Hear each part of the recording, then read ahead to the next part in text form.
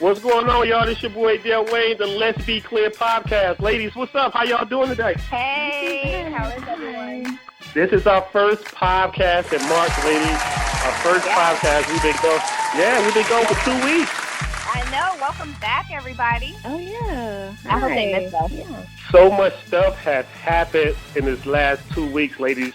The Oscars, we didn't get a chance to talk about the Oscars.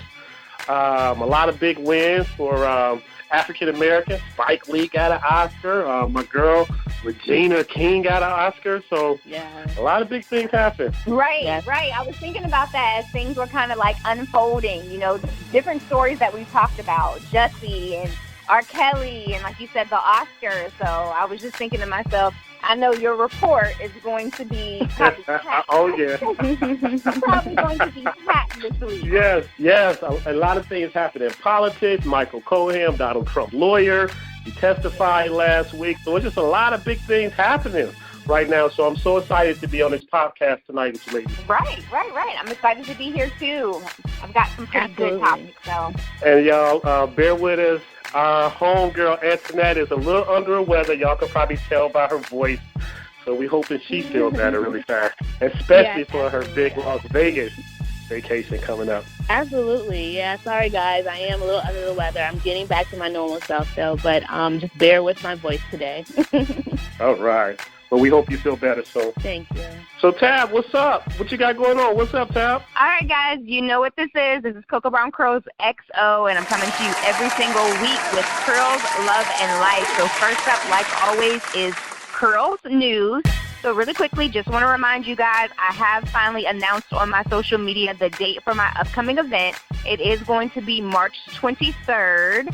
So keep looking out for the details as far as the actual contest. This is going to be an intimate event. I'm super excited for it. I'm super excited to link up with Lipstick and Lashes ATL. So make sure you're not only following Coco Brown Curls XO, make sure you're also following Lipstick and Lashes ATL for any updated information pertaining to this event. But again, it is going to be an intimate situation for my first one.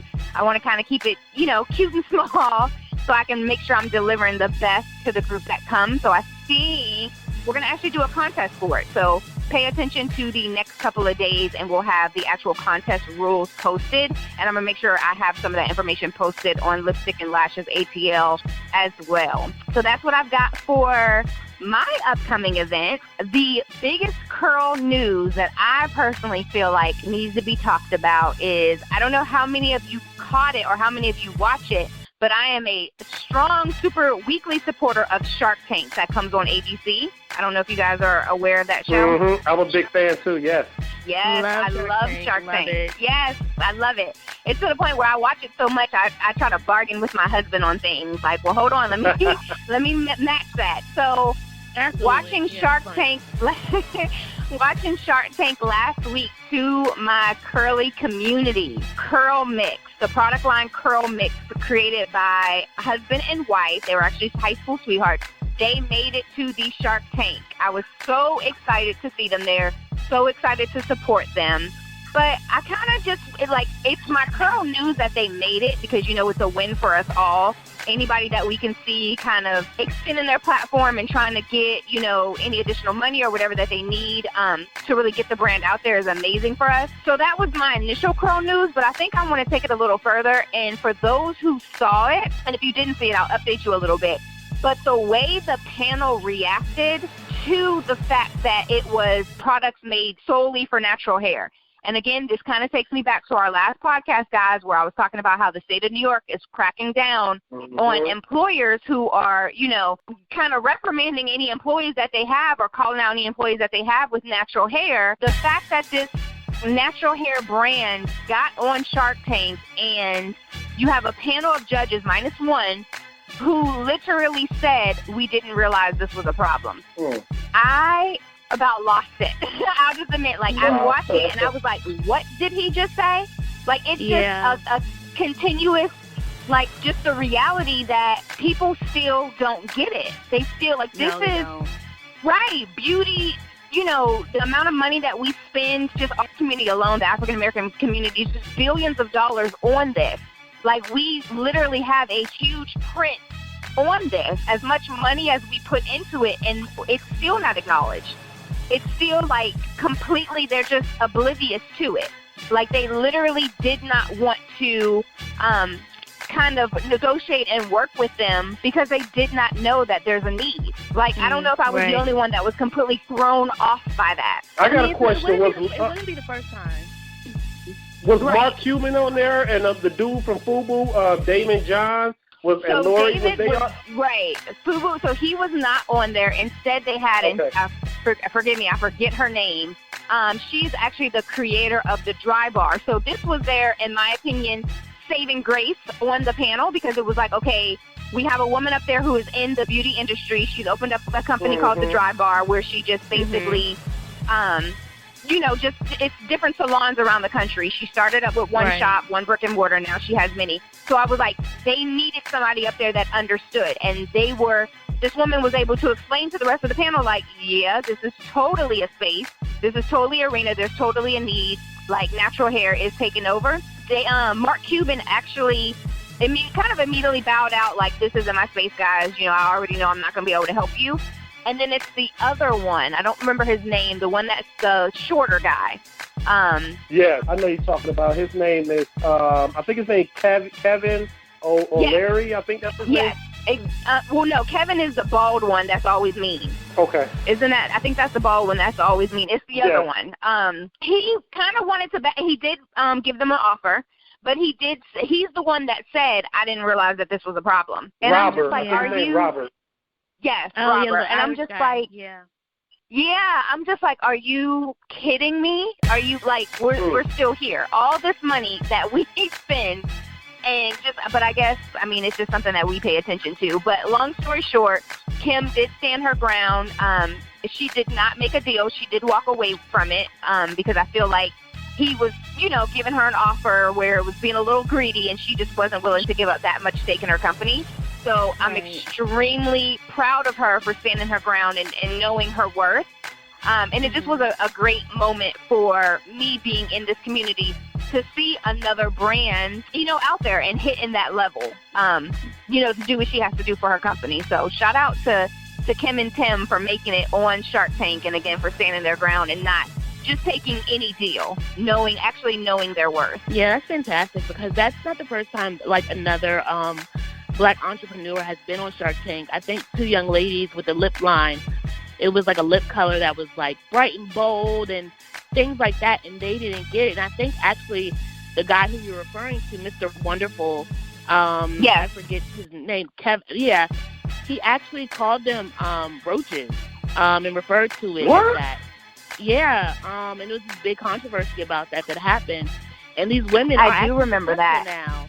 Yeah, I do remember that. He said something like, and crush you like the roaches you are, or something like that. Yeah, something in reference to roaches and, things like that. So, but they're actually successful and they're doing very well now. So, just because, she did not take a deal does not mean other people, the millions of people that watch the show, exactly. Other investors that may be interested, and she'll do fine. So I'm happy with that, but it's unfortunate, and I'm not surprised that they were ignorant to the fact that this is an industry and something that does make a lot of money. So it's unfortunate for the masses, but for her, she'll be fine. Yeah, at the end of it. Yeah, absolutely. It just brought more attention to the brand, and it just just lets me know that my job is not done. Like, we still have so much further to go with just letting people know, like, this is a space. This is important. This is not just a fad with, girls going natural and, curly brands and such. So yeah, absolutely. I totally agree. Tabitha, I totally agree with Antoinette. Even though, no one made her, gave her what they were worth, just being on the show, they already won. Just by being on the show, that's huge success right there, all the eyeballs that watch the show. And secondly, now, I didn't hear about the only like cockroaches thing and the whole lipstick. I may have to kind of look at the show kind of side-eyed now, like, wonder if I still should continue watching the show at all, because if you don't realize that the African-American hair industry is a $3 billion a year industry, then, come on now, like it's a $3 billion a year industry. There's so much money in there, and I would think that they would know that. I know if the guy from FUBU was on the show, that he would have definitely hopped on that because he knows. He should know. Right, and I would have loved that. I would have loved it. I guess their argument was the ingredient, where they were basically just saying, what makes you different. And I get it. I do understand, but it's just like when I walk into Target or when I walk into Ulta and I see various lines with shea butter, you know what I mean? Like, that doesn't keep Shea Moisture from pushing forward. That doesn't keep any other of the product lines with shea butter, pushing forward. So for her to say, our products are made with flaxseed gel, and they're like, well, what's to say that another company, doesn't just use flaxseed gel? How are you going to stay in the market? And I'm just like, y'all don't get it. Y'all don't get it. So, yeah. All right, guys. So that's all I had for Curls News. Again, shout out to Kim and Tim. We are so proud of you guys. So moving on to Love Next. So I feel like this is a topic that's kind of been popping up in different areas, whether I'm talking to friends or I think I was listening to the radio a few weeks ago and I heard someone kind of get on the radio and ask this question. So I just wanted to come on, we fresh out of Love Month and see maybe what the popular opinion is on something like this. So being that we're all entrepreneurs and sometimes that means we make certain decisions with our careers and our jobs, how do you guys feel about 100% supporting a spouse who decides to leave their job and basically go on the entrepreneurial route? You guys for or against that? I'm for it. I'm with it 100%. I think it's something that should be planned. And long as you got the savings to kind of back up if something don't work or the money is not coming in as fast as your spouse hope it comes in, you guys have something to fall back on, so you're not financially put in a bind. But I'm totally for anybody who wants to go the entrepreneur route. Me, make a long story short, I've been an entrepreneur my whole life. And there's been times where I had to go back and work jobs and this and that, but I have the entrepreneur spirit, so I'm totally support anybody that decides to start their own business. Right. Antoinette, how do you feel about it? Yeah, I agree with Delwayne. Like, I am 100% for it as long as financially we're fine and, we're good on one income for the time being until, money starts generating from the business. 110% I'm on board. I'm big for following your dreams and your passion and really going forward for what you really want to do in life. And if being an entrepreneur is something that my spouse would want to do, absolutely, I'm going to support you. And you have to be happy in life. So, yeah. Absolutely. Right. So I'll be 100% honest with you guys. Now, I'm on this entrepreneurial route with you now, but this isn't always where I stood. I am one of those, what my husband calls like rare people. I've always known what I wanted to do, whether, being in the healthcare field all of my life. So I never envisioned starting my own business. It just wasn't something that I thought of. I guess I was fine with, I'll go in healthcare, solidify a check, and I'll move forward. So then getting older and meeting someone that, got that entrepreneurial bug and wanted to do something like that, it didn't make sense to me at first. It was very scary. I get it now, but I'm just being honest with my feelings then. It was just like, okay, we're established, we have a family, I don't know about jumping out there like that. We know where these checks are coming from. We know every 2 weeks we're going to get that paycheck. It was different for me. It was scary. Again, I get it now, but I just want to be honest that not everybody is initially on board. Sometimes it takes some convincing. But I think it's important to put it out there because I think it was maybe on our last podcast or whichever podcast where we were talking about where it was 2 against 1, where I'm basically potentially going to get a $2,000 phone. And Delwayne and Antoinette, you two were making great comments and points of, well, this is what you could do with that $2,000. And I was saying, I think the issue is that a lot of times we don't know or people don't know. They know, okay, this isn't the smartest thing to do, but nobody is really forthcoming with that information. Like, okay, well, what could I do with $2,000? How could I flip this and make more money? So I think for people like me who I used to be, where it's like, wait, entrepreneur, like you're going to quit a whole entire job to, go out there on a whim and you're not sure. I think for people like me, It's important to hear, okay, it does work, it can work, but this is what you should do first. You know what I mean? You should save up for X amount of time. You should plan ahead. You should do this. You should do that. So I appreciate you guys kind of saying, if you take these steps, we're not just telling you, just quit tomorrow and see if it works. But if you take these steps, then it could work. Right. And so you ladies, I have the Skyview networking event. It's a large small business entrepreneur networking event here in Las Vegas. And we just had it earlier, a couple of days ago. We just had a huge success. A lot of people showed out, a lot of entrepreneurs. I love being around people that's self-employed. But one young lady who showed up to the event, she was trying to figure out what type of business she wanted to start. She said that she currently works for 2 companies. She works for IHOP and she works for Subway. And she said the lady that owns the Subway that she works for owns 65 Subways in Nevada. She said that the person that owns the IHOP, the guy who owns the IHOP owns over 100 IHOPs in California, Nevada, Connecticut, and New York.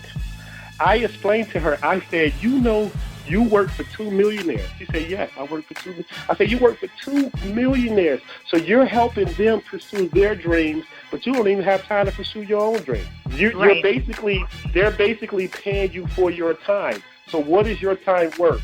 At some point, you have to realize, and I was telling her, at some point you have to realize you have to work on your dream and stop working on other people's dreams. So that's why I just love being around entrepreneurs, because we feed off of each other. And so, yeah, I definitely encourage anyone to go after their dreams and stop giving your time. Your time is the most invaluable thing you have. When people say time is money, time is not money, because you can get money back. You can't get time back. Use that time to do what makes you happy ultimately. And one last thing I'm going to say about it, working for someone else is un-American in my eyes. Being an entrepreneur, starting your own business is the American way in my eyes. Yes, especially for black people. We need to go back to that Black Wall Street that was burnt down in Oklahoma. We need to go back to those ways that, if you watch the movie Rosewood, how we had black communities and black banks, black supermarkets. We don't have none of that stuff now. We don't have the black airlines. There's no black supermarket chain. We don't have none of that. So we definitely need entrepreneurship in the black community. I agree, which is probably why I love watching Shark Tank, because I do love watching, like you said, that's the American way, watching all these people who stepped out on faith and was like, I have an idea, and I'm going to do whatever I can to get it off the ground, do whatever I can to get the support that I need to get it off the ground, and I'm going to make this work. And to see so many of them, their stories are similar, where they're like, this is my last shot. Like, I have invested everything I have. This has to work. I absolutely love that. So I've grown very fond of stories like that. Yes, and a couple of weeks ago we had the podcast, Antoinette was talking about Wells Fargo, and she was saying how, they had a big thing going on where people's accounts were exposed and this and that, and people wasn't getting their money. And I don't know if y'all remember this, but a couple of years ago, like T.I. and Killer Mike and all these people was talking about black banks and how we should pull our money out of, Bank of America and Wachovia and start banking with black banks. It didn't go too well. Like, it's only like 2 or 3 black national banks across America, but black people, we don't really put our money in them. I don't know if it's just because we don't trust them or we're just kind of comfortable with just dealing with Bank of America and Wells Fargo. But to me, when you talk about entrepreneurship, especially in the black community, it starts with the black banking, and then it leads to, like I said, the grocery stores and the gas stations and things like that. So, it would be nice to kind of see more and more black entrepreneurs. But Atlanta, where you are right now, though, Tab, Atlanta and D.C. has the 2 highest black entrepreneurs in the whole country. I mean, like, Atlanta is like the mecca. Atlanta is the mecca. It's more people doing their thing, home ownership and black entrepreneurship in Atlanta than anywhere else in the country. That's why I love it. Hey. Yeah, I definitely believe it. And I'm wondering, you touched on the black banks. It's so funny that we were just in SunTrust 2 weeks ago, and I don't bank with SunTrust, but we were in there on other business, and I overheard ear hustling, the man beside me speaking to the teller, and she was kind of giving him all his options. She was like, you have these accounts that you've had for so long, like, we could do this, we could do that, and he was like, no, thank you. I just keep a little bit of money with y'all. I bank black. And that was the first time I've ever heard anybody say that. Yeah, he said, I bank black. And I was just like, okay. So I don't know what it is, and again, this is maybe a conversation to get started, because I do remember Killer Mike and T.I. doing all that, but I'm wondering if the reason we don't is accessibility. Because I do remember them announcing what black banks were available, but for me, like, PNC is right down the street. You know what I mean? So I wonder if part of our issue is how accessible are these black banks to us? Well, see, my plan is, like, I do plan on banking black eventually, but, I plan on when I get my 6 month savings completed, like, because I'm on a financial plan right now, and they say your next step is to get 6 months worth of your bills saved up. So once I have that done, that's going into a black bank, and it's going to sit there. Right. And I don't plan on, like, it's going to be on my emergency fund, and then I plan on doing other things that way also. So that's my goal in the future of banking black, starting to do that. Right. So, yeah, I think it's just continuing conversations where we're providing the answer, but, going a little further with it. So if we're telling everybody, we need to bank black, go a little further. Okay, well, how accessible are they? You know what I mean? If that's the issue that I'm telling you, like, PNC is down the street, then help me to figure out how accessible they are. Right. You want to know if you in California and you go to use your card that, I don't know. Maybe it's a stigma that we have amongst each other. I'm just throwing it out there. Maybe we feel like, okay, because it's a black bank, it's not going to be as good as Bank of America.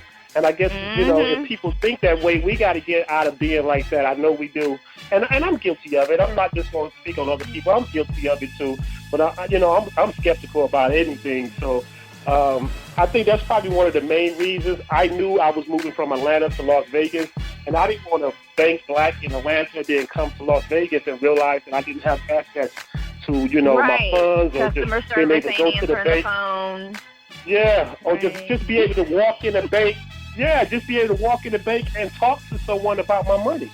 So I'm like, man, I'm gonna stick with Bank of America because I know they everywhere. So that's my opinion. Yeah. I hate it. I mean, I will admit I did leave an HBCU because my financial aid wasn't together. I was tired of going to the financial aid office and them telling me, just keep going to class, sweetheart. It'll be here. No. See, the way my mama is expecting me to graduate, like, I can't play these games with y'all. So I'm going to go over here. What HBCU you went to? What school you went to, Dad? Clark, Atlanta. Oh, you went to Clark? Oh, I didn't know that. Mm-hmm. Yes, and then I politely left Clark, Atlanta, and I had to go to a PWI because I would end up graduating from Georgia State because I couldn't handle it. I'm like, this is literally, we're almost at the end of the semester, and my financial aid still hasn't hit, but y'all telling me it'll be okay. I can't bank on that. Yeah, I had the same thing. Same thing happened to me. I went to an HBCU and had to leave. Yeah, I did the same thing. No way. Seriously. Yeah, same thing. You and Tabitha got too much in common. We do. It wasn't so much financial aid. It wasn't the financial aid. It was that they didn't have the professors to teach my classes. And I got fed up, and I just had to leave. Which school did you go to? Oh, God. JCSU, Johnson C. Smith University. Okay, all right. That's what's up. Wow. See? So if we can get rid of moments like that, that's why I said I don't want to bank black, but then, it's 10 o'clock and customer service still ain't open. Like, you know what I mean? And I know that's being like a little, like, reaching, but it's just examples like that we think. Like, you hear all the time somebody opened up, a fish spot, but it's supposed to open up at 9, it's 10:30, they still ain't there. Like, I've literally heard stories like that.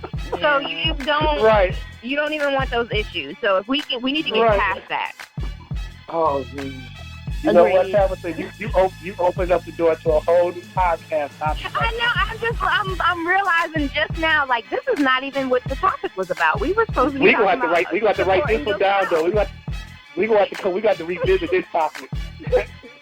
Right. This is a good one. This is a good one. Supporting our spouse. Now we're talking about the banks aren't open. Like, but this is a good one, though. This is a good topic. We got to do better. We do. All right, guys. So we're gonna move on from love. We're gonna move on. I'm gonna roll right into life. So this was can you hear me? Okay. Yeah. Okay, I put you on speaker. So this was a topic that I've been wanting to talk about. I didn't want to bring it up in February because it was Love Month, and I just wanted to keep it cute. You know, I have my petty moments sometimes where I just want to bring up some hot topics. But when I saw this on my social media, I think it was a week or two ago, I just felt like, again, the universe is speaking to me. Let me just put this out there. Little petty conversation, kind of get the opinion of the public. So Randy Rosario, for any of you guys that follow her on social media, I love her. She's so cute. She always has like some really good topics. I love the way she delivers her topics. But she had a status on Instagram, or a post on Instagram in February, where she said, if you don't like your friends hanging with people you aren't cool with, let me be the first to tell you, you're not wrong for that. It's important to watch the energy around you and what's going on in your world. People that always want to be around people that don't particularly care for you and don't have anything nice to say about you are not your people. Your tribe is going to pour into you and love on you, not bring you trash energy and dramatic situations. Cut the cord. So what she's basically saying is, can you hang with people that hang with people that don't hang with you? How do you guys feel about that? You want to go first, Antoinette? Yeah, sure. Say it again one more time, Tabitha. I'm sorry. Basically, can you hang with people that hang with people that don't hang with you? Like, can you be friends with somebody that's friends with your enemy? Oh, that's a good one. Real good one, yes. Wow. Can I? And the reason I picked this particular one, because it's different. I'll admit, like, when you're a kid, you want that whole, no, you're my friend, you can't be their friend too type of a thing. And it's very childish and immature, right? So then as you move into adults, you try to keep it very separate. Like, no, you know, what's going on over there has nothing to do with me. Like, it doesn't have to affect it. But I thought what was, you know, kind of special about how Randy Rosario is saying it is she says, and let me find it again, people that always want to be around people that don't particularly care for you and don't have anything nice to say about you are not your people. Your tribe is going to pour into you and love on you and not bring you trash energy and dramatic situations. So she's basically saying allowing those people in your life is bringing negative energy to you. Yeah. Yes. Yeah, I definitely agree. And I keep my circle extremely small. I mean, small. I was about to say that. Yes. And so I don't have that proximity around me ever. I don't think I ever have. And so I was never for drama. I've never been big on it. I've never been into, having thousands of friends, sororities. I just not to say sororities bring drama or anything like that. I just don't have that kind of energy around me anyway, or fakeness. So I just I can't. No. Right. So you agree with her. So there's nothing wrong with cutting the cord with someone that is hanging with someone that you already know is not a good situation for you. Absolutely not. Yeah, absolutely.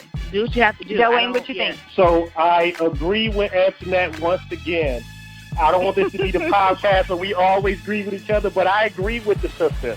I rather have 4 quarters than 10 dimes. My circle is so small. I look at red flags on everything. I'm the red flag guy. What Maya Angelou said, people show who they are, believe them. So I'm looking at red flags on anything. Right.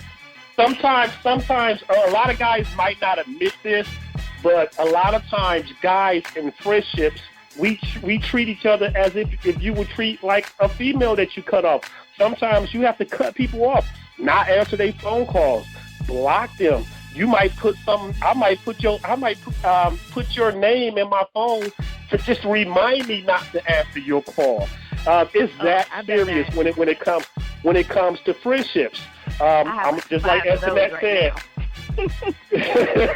Just like Antoinette said, my circle is so small. And I'm gonna share a quick little story. But I had a homeboy back in the ATL.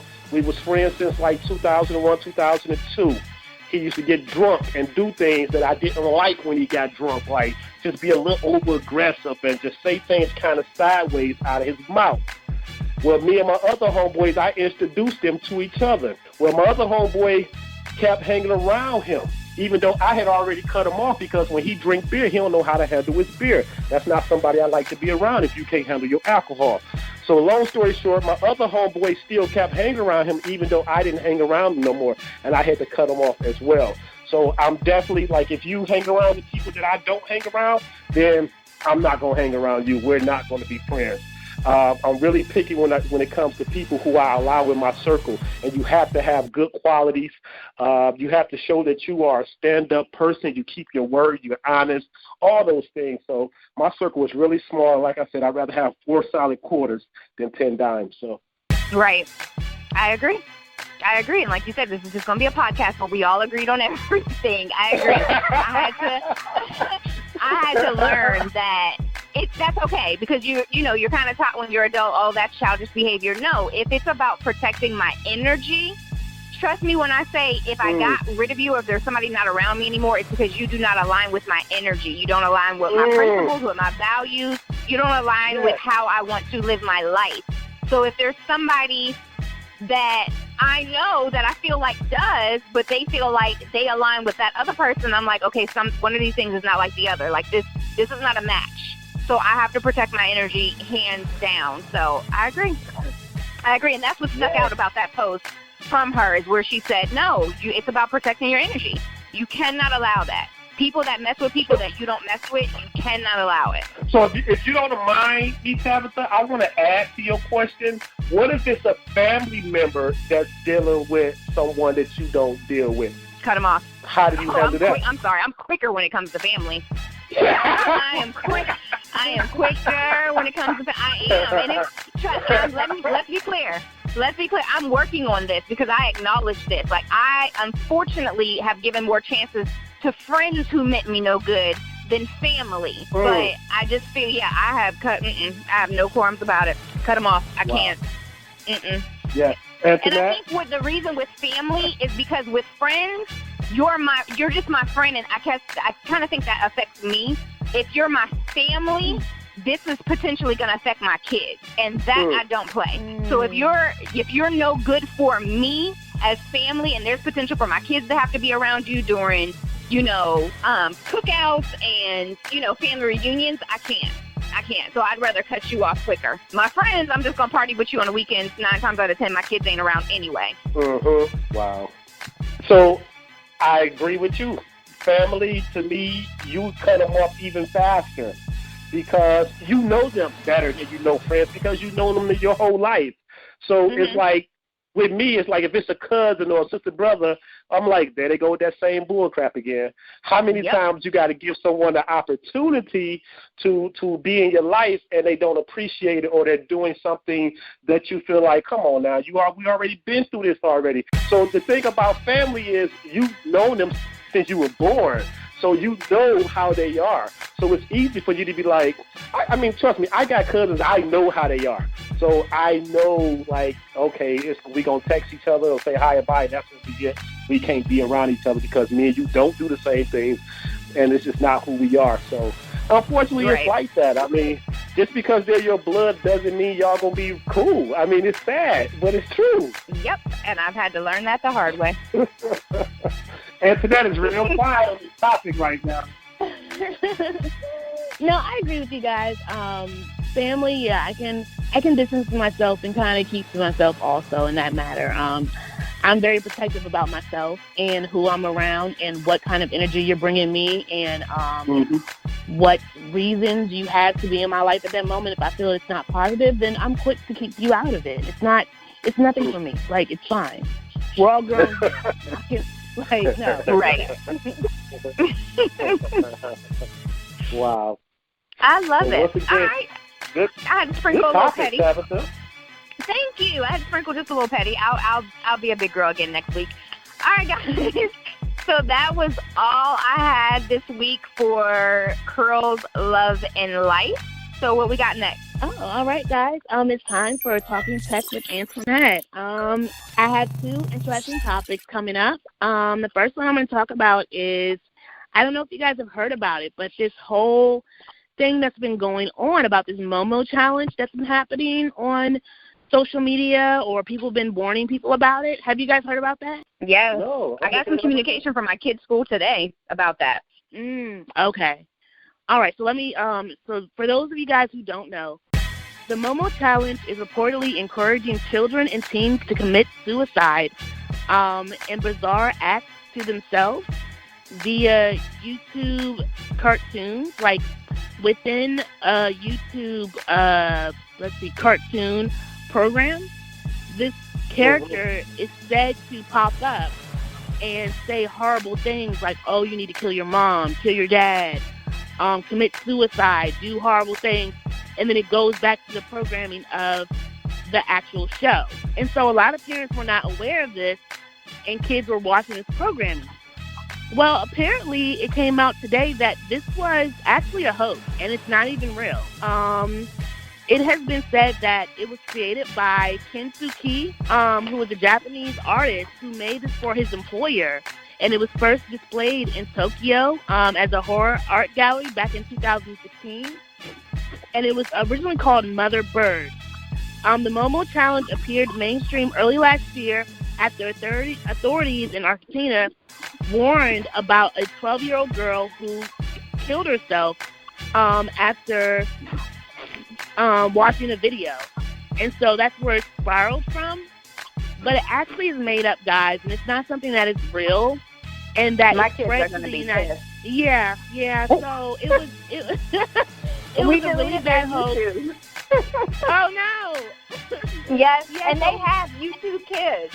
We do not allow them to have like regular YouTube. They have YouTube Kids, but we deleted it. They're gonna be pissed. Oh, yeah. So yeah, no, guys, it wasn't real at all. For whatever reason, I don't know what person. It's kind of like the Black Mirror effect. Someone was doing a social experiment to see if they could like have a hoax come out and people jump on board to it, and it happened, and it did. And so it's just not real. It's not true. The character is extremely scary. I saw her as very scary myself. But yeah, it's not real at all. Oh, wow. And literally schools are like creating these entire long memos. Like I got a whole page memo today from my kids' school. Like I said, we deleted YouTube Kids like off of all the tablets. Oh, wow.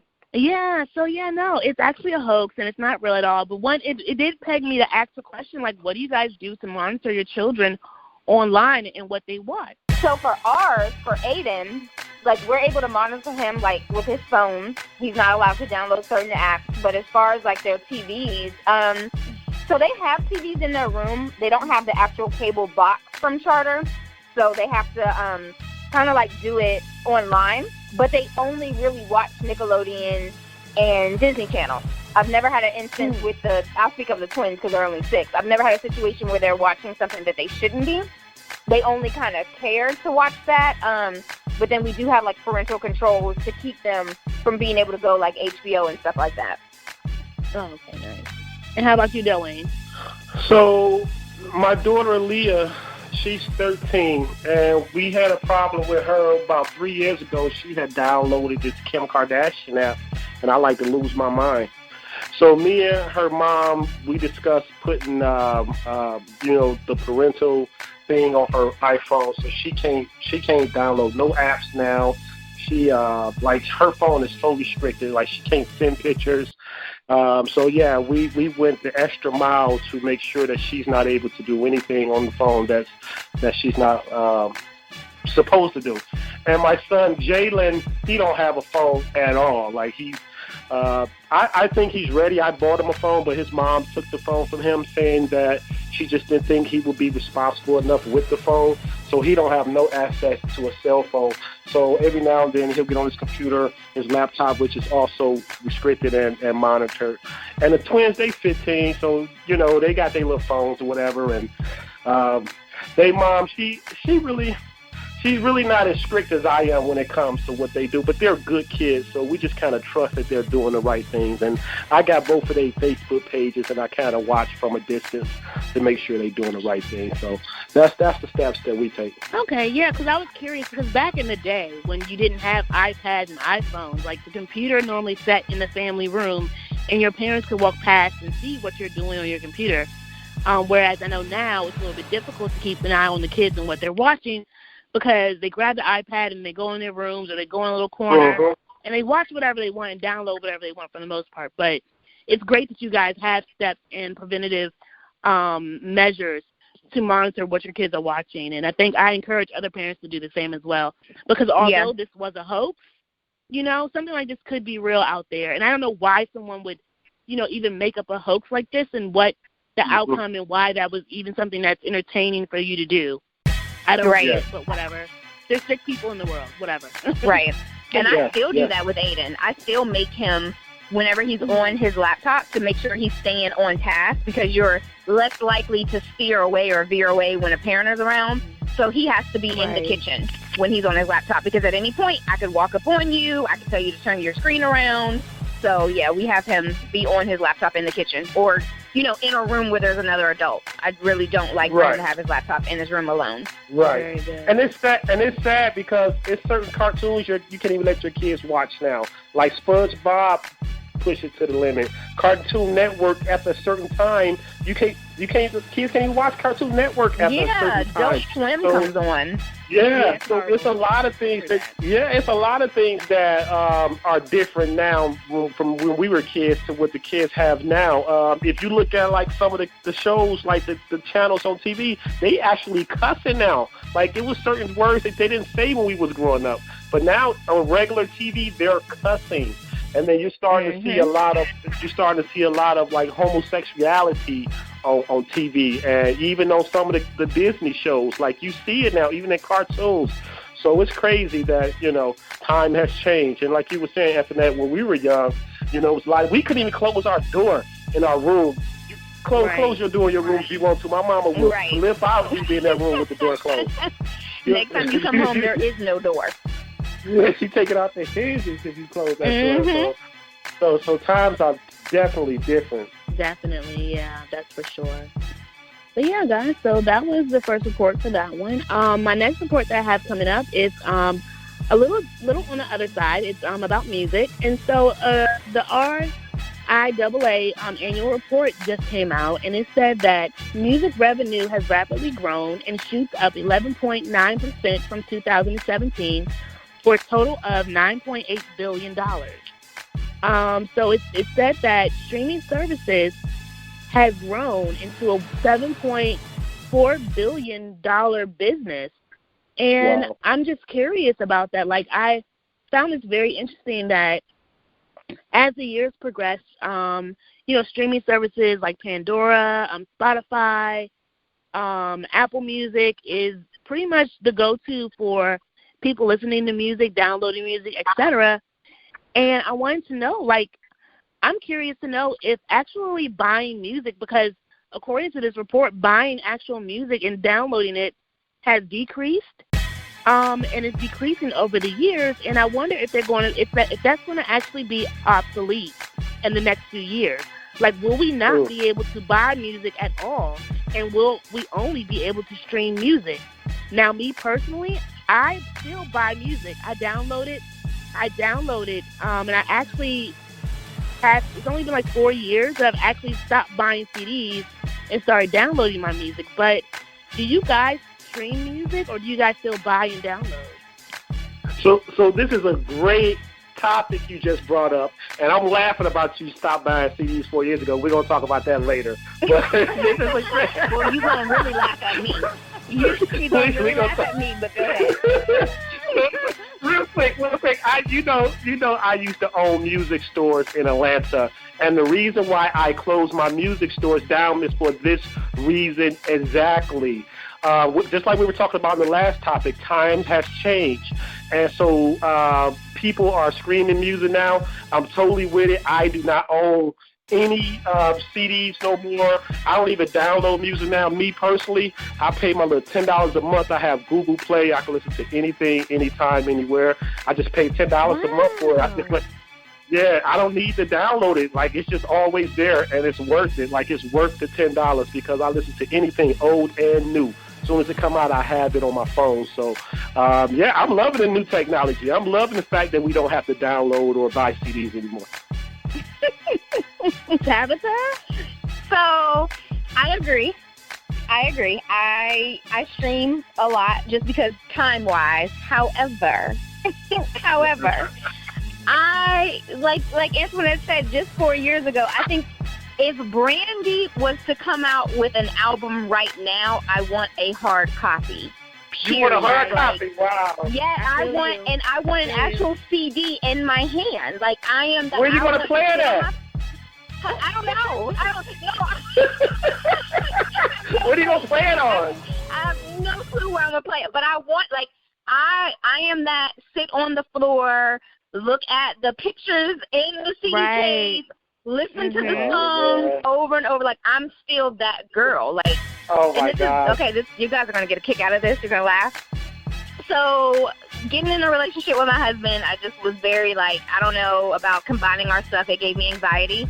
Mind you, we've been together for 14 years. Everything is combined. You know what I mean? There's nothing that I own that I can say is mine. Our bed is ours. We bought it together, all that good stuff, except for my CD collection. I refuse to put my CD collection with his because I don't want it to be another 15 years, and now we trying to decide whose Jodeci or whose Blackstreet CD this is because we've been together for so long. I still have my CDs in my original CD tower in alphabetical order downstairs, and I dare anybody to touch it. I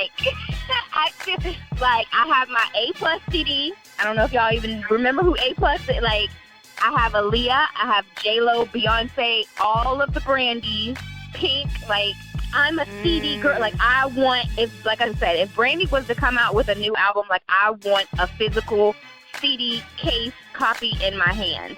I am still that girl, so I'll stream her because I don't even have a CD player in my car. Of course, you guys know all updated cars don't even have.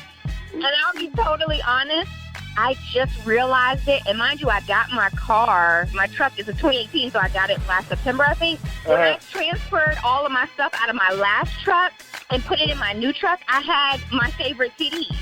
And I kept them in my new truck up until 3 months ago because it dawned on me. Tabitha, you've had this truck for a year and you can't play CDs. But I'm so used to having CDs in my car that I just rode around for a whole year with them. I'm still a CD girl. So do you realize a kid in kindergarten or first grade will look at that and say, "What is this?" They don't know what a CD is. I absolutely know that because I have 2 first graders right now who ask me all the time, "What is this?"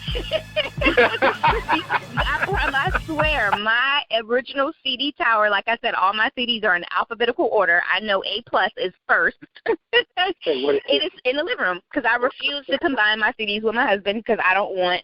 We're not about to argue over this 3LW CD. We're not. It's mine. I came into this relationship with it.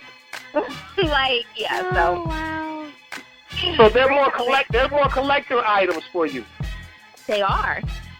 Okay. That makes sense. They're collectibles. They're going to be worth money, just like all my Disney movies are worth money right now. Wow. I'm right in the middle with you guys. I streamed for about a couple months, but I can't. Okay, Delwyn, this is my financial side.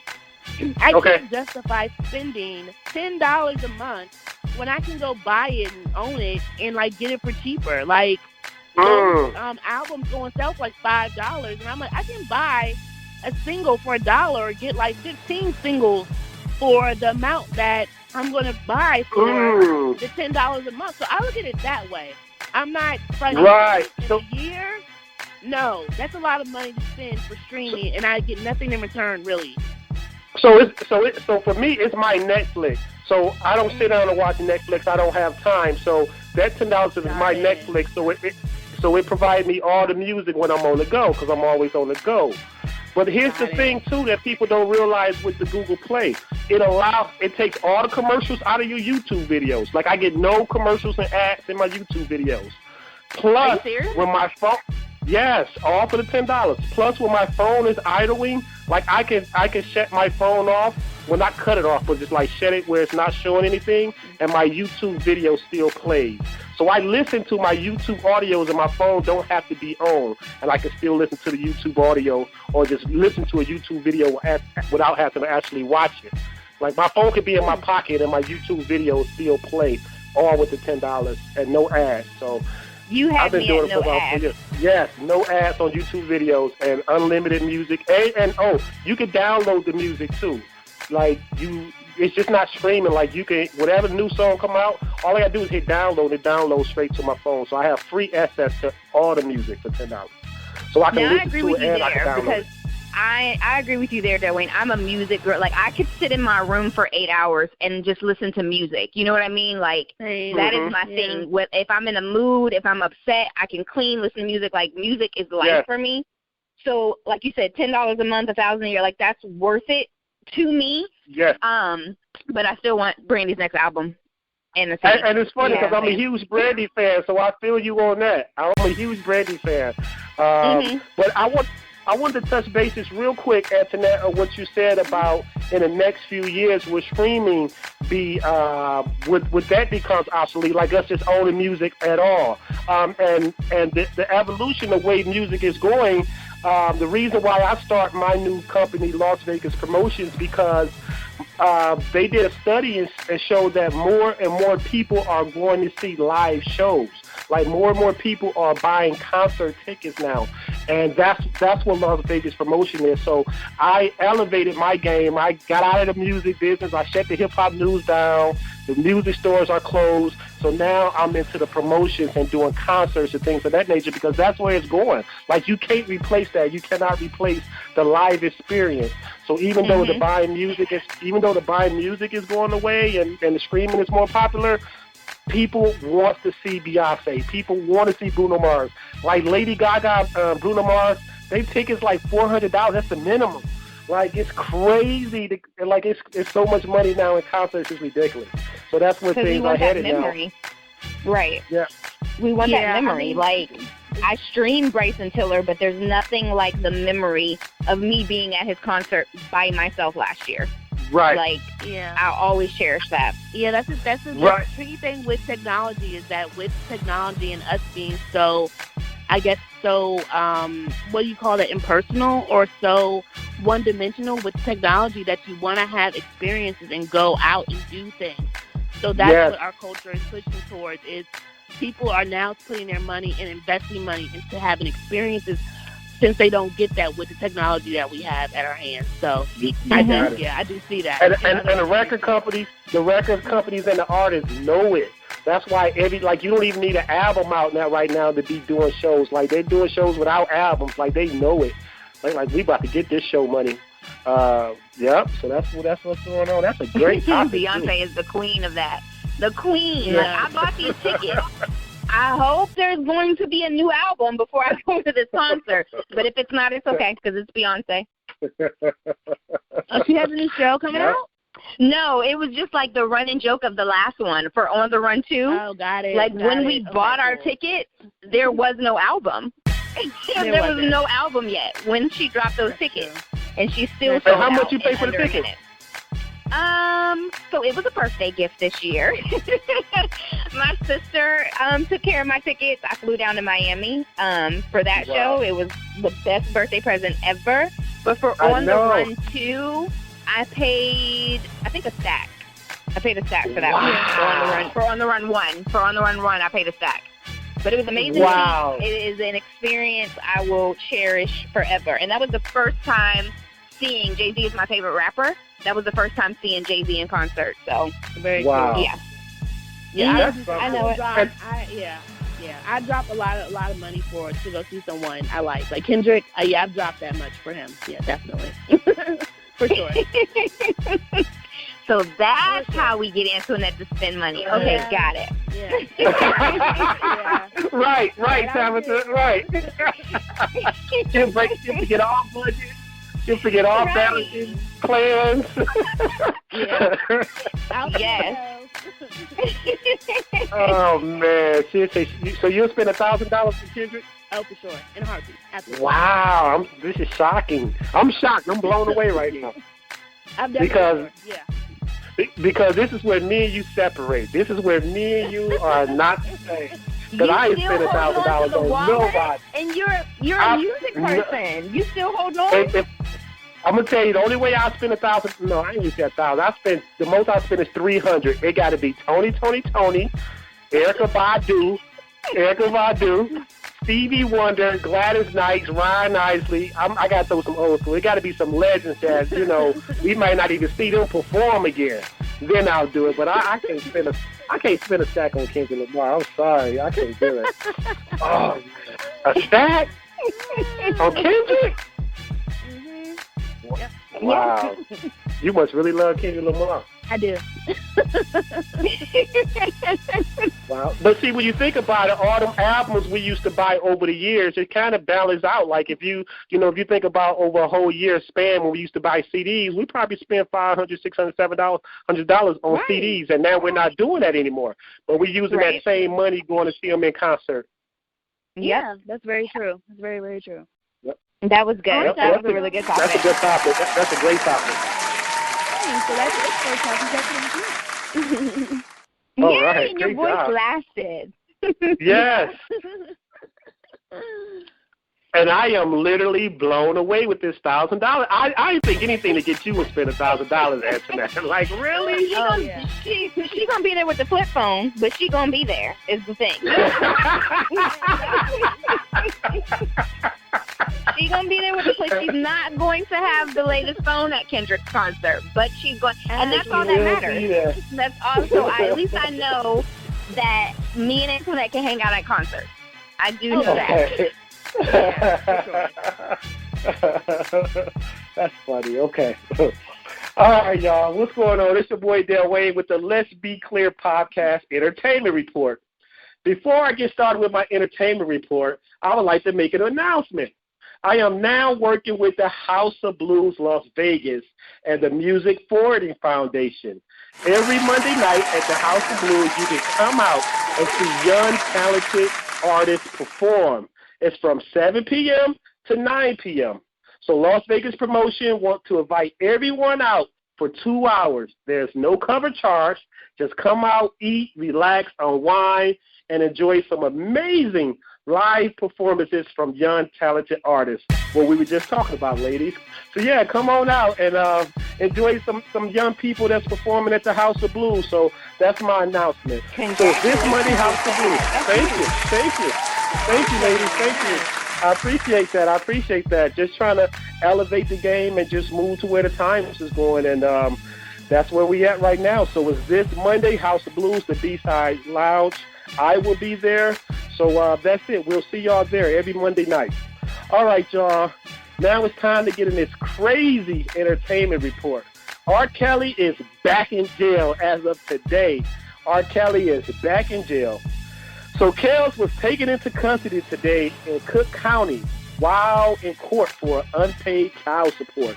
The 52-year-old R&B singer won't be released from jail until he pays $161K in back child support he owes to his ex-wife, R.Kelly. Ironically, R.Kelly ranted and sobbed yesterday to CBS Gayle King about wanting a relationship with his kids.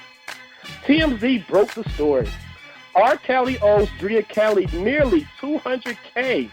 R.Kelly was told last month he had to pay a minimum of $161,000 by today, March 6th. Additionally, the DA could criminally charge R.Kelly with another felony because back child support over $20,000 is a felony.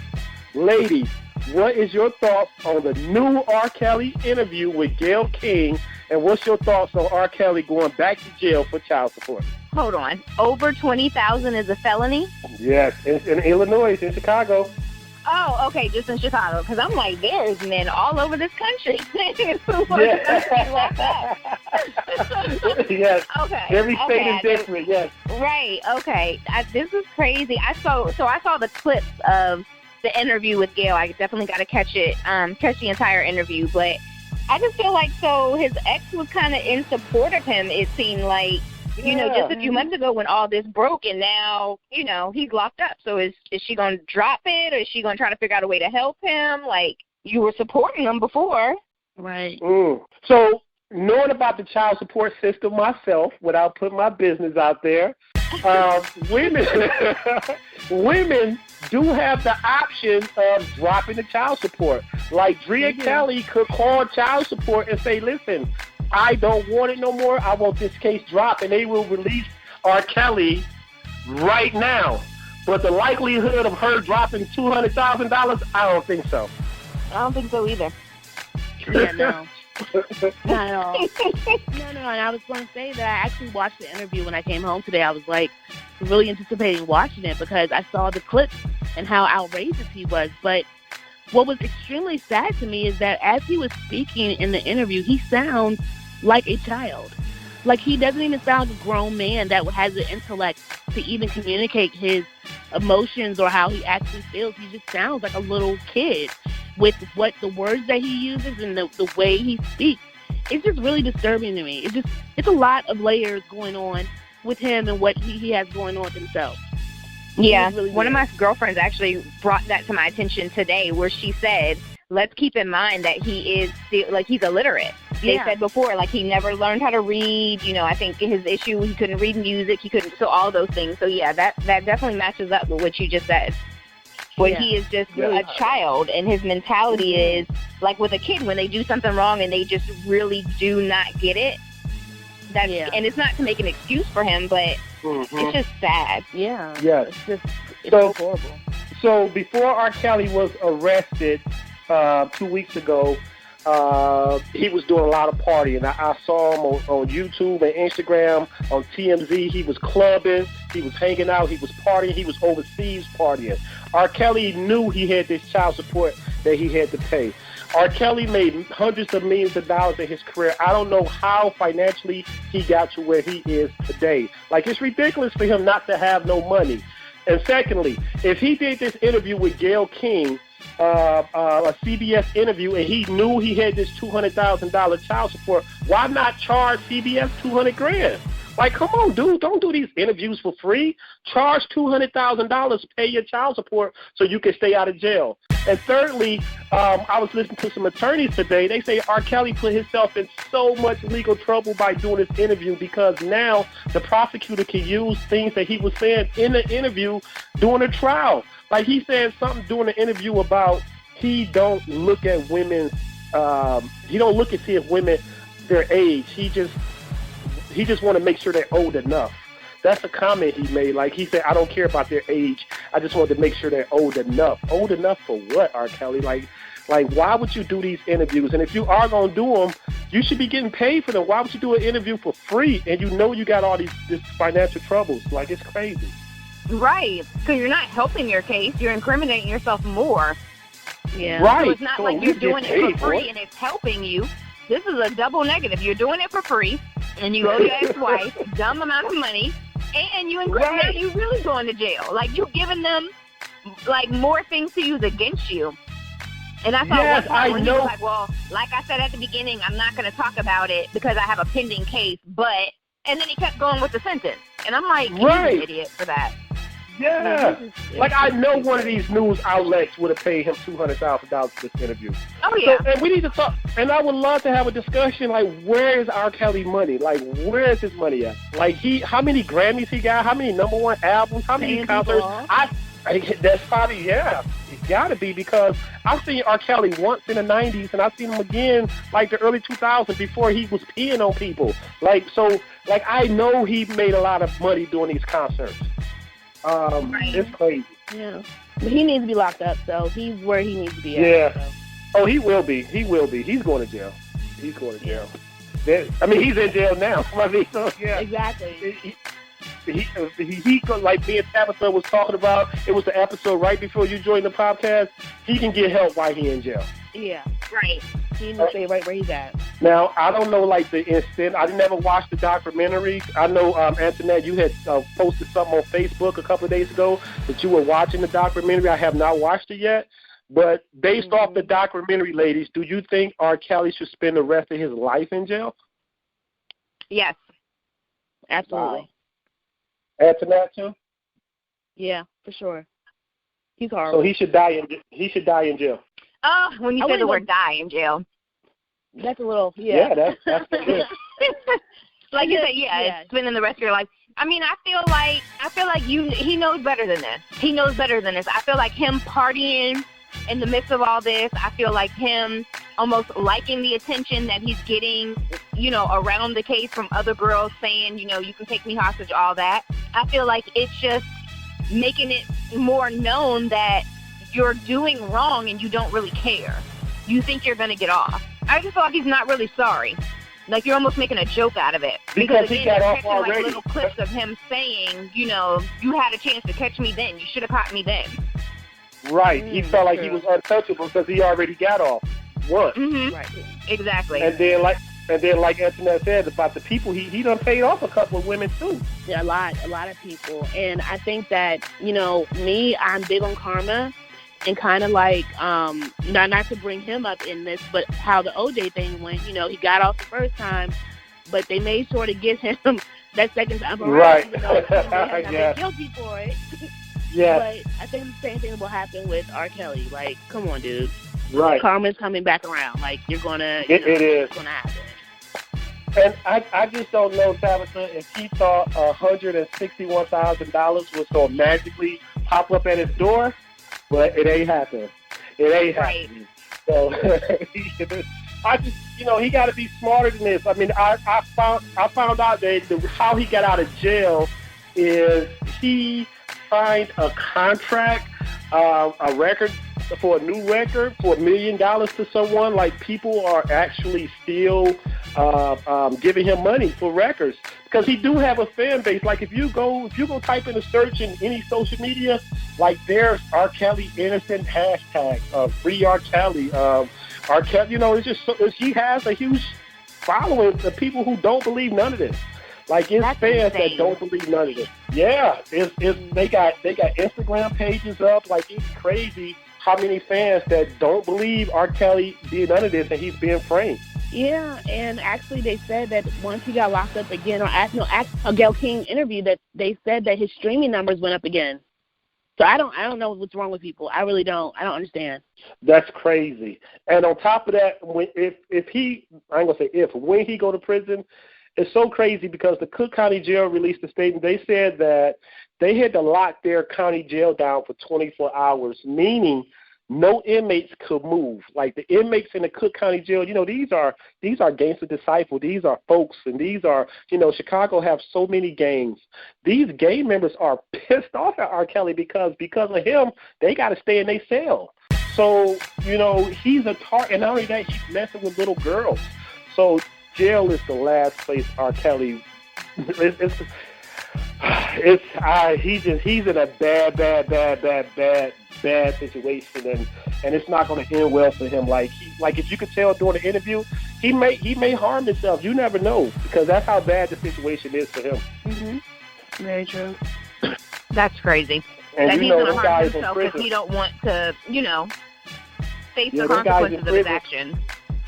Yeah, it's certain crimes that you can't do and be in prison. Like, it's crazy. Like, you can't do stuff like that and be walking around prison and thinking, and then he's R. Kelly. So it's crazy. Oh, wow. Yep. Well, yeah, I'm definitely going to keep watching that to see what happens. Oh, same. So that's all I got for my entertainment report, ladies. So, that's it. We had a real interesting podcast today. real interesting podcast. We agreed on a lot of things. I was able to pull Antoinette to the dark side and spend some money with me, so I'm excited. That's the biggest shocker of this podcast. I'm excited. I have a concert buddy. and she just got through saying, I'm on a 6-month plan. I'm going to have all my bills paid up for 6 months. You about to go right into that plan, ain't you, Antoinette? Exactly. Kendrick better not drop an album and go on tour anytime soon. Right, I was just about to say that. All we need is Kendrick to go on tour. Yeah, I'm excited. I have a concert buddy. So, yeah. So let me ask this. Are you going to get your hair done? You going to have a new outfit and all that? Or are you going to kind of just dig in the closet and see what you can find? No, see, I can't do all that because my boyfriend would kill me. That's reserved for him and only him. But I will look good. All right, Tabitha, let them know where they can find you at. What you got new coming up? All right, guys, you can find me, CocoBrownCurlsXO.com. You can find me on Instagram and Facebook, CocoBrownCurlsXO, Twitter, CocoBCurlsXO. Again, be on the lookout for additional updates about the contest that I'm going to post for our meetup, for my first meetup, coming this March 23rd. All right, and the Talking 10 Minutes with Tab is every Tuesday, right, on Facebook? So, about that. So, yeah, I'm still doing 10 Minutes with Tab, guys, but it's not every Tuesday, just the way my life is set up with just multitasking. Committing to the Tuesday is just not happening. So, it is happening still every single week. And if you guys missed it, because I post it to Instagram and Facebook, which Instagram disappears in 24 hours. If you guys missed it, I have added all of the 10 Minutes with Tab to YouTube. So now you can go to my YouTube channel, CocoBrownCurlsXO, and catch all the prior 10 Minutes with Tab. Okay. And one last thing, you got you're like a spokesperson. You doing something new with another young lady? Because I'm learning all about the curl world. Like, I finally got the chance to see Curly Neat Neat. I was like, that's Curly Neat Neat. I should follow her. Yes, I love Curly Neat Neat. She's doing such a good job. So, yeah, you guys know that I have the class. I've teamed up with my mentor, the Janelle B. Stewart. We have the Digital Content Creation University. One of the other students, Sandra Elidor, is the founder and creator of the Parenting Club. It's a great spot to go on social media for any questions you might have. And you don't even have to be a parent. It's kind of coming together as a community just to talk about whether it is kids and education topics, any embarrassing stories you might have. It's a support group, an overall support group that she's getting off the ground. So yesterday was her first parent-to-parent segment that she's having. Uh-huh. She is every Tuesday at 9 p.m., but she's now incorporating a parent-to-parent segment. So I was actually the first guest on her parent-to-parent segment yesterday on Instagram. Yeah. Nice. Congrats. That's dope. And, we talk and have wine, so I show up for stuff like that. Well, that's good. Thank you so much for teaching me about the curl world, the hair, your curl friends. Because you always say Janelle Stewart. You always say the Janelle Stewart. So I got to make sure I say the. Right. Put some respect on her name. On her name. The Janelle B. Stewart. That's right. Oh, so I left the B out. My bad. Oh, well, that's what's up. Thank you, Tabitha. And Tanette, where can they find you at? Let us know about the podcast. When the next episode. What's up? Yes. Okay, guys. So you can find me at Black and Behind the Scenes. We actually are on hiatus for a couple weeks until I get my voice back together clearly. But we currently have an interview out currently with Felicia Mary, who is the writer on 13 Reasons Why, the first season. And she actually has a show coming out with Will Packer, producing it on BET coming this summer. So head over and listen to the podcast and listen to exclusive information that we have on her new show that will be dropping with BET this summer at Black and Behind the Scenes. Yes, okay. Yeah. Will Packer, he's doing his thing. Yes, he is. He's out here producing lots of content. I'm so happy for his success, and he's leaving a blueprint for young film people who want to get in film and produce and get into movies and writing. He's leaving a great blueprint, so I take my hat off to the brother. Absolutely. Yeah. And find out, guys, who will be replacing Will Smith's Suicide Squad sequel. He's dropped out. He will no longer be in the film due to scheduling conflicts. So we just got the exclusive who will be replacing him. Possibly. Oh, wow. Because he was just signed off. Yeah. Yeah, he's filming Bad Boys right now. He's doing his little YouTube thing, so he has too much. I saw that, and he's like the Aladdin or something, right? Yeah. Aladdin. Yeah. So Will is doing big things. Yeah, Will's booked and busy. Mm-hmm. That's good. All right. What about you, Dwayne? What you got? All right, ladies. Thank you. Once again, last week we had the Skyview Networking event at the Delaney Hotel, 64th floor, overlooking the Las Vegas Strip. It was a huge event. So I do want to let everyone know the very next Skyview Networking event, Las Vegas Small Business and Entrepreneur Networking event, is May 3rd. It's Friday, May 3rd, same location. This is our third networking event. It is growing each time. The goal is to have the largest networking event in Las Vegas. So that's the goal, and we're headed that way. So I just want to thank everybody for coming out to the last networking event. The next one is May 3rd, Friday, May 3rd at 7 p.m., 7 to 10. And last but not least, once again, come out this Monday, y'all, for 2 hours. Listen to some great live music at the House of Blues, Las Vegas, in the Mandalay Bay, the B-Side Lounge. Come out and hang out for 2 hours, y'all. Get some great food. Listen to some nice young talent. You can find me at Las Vegas Updates on Instagram.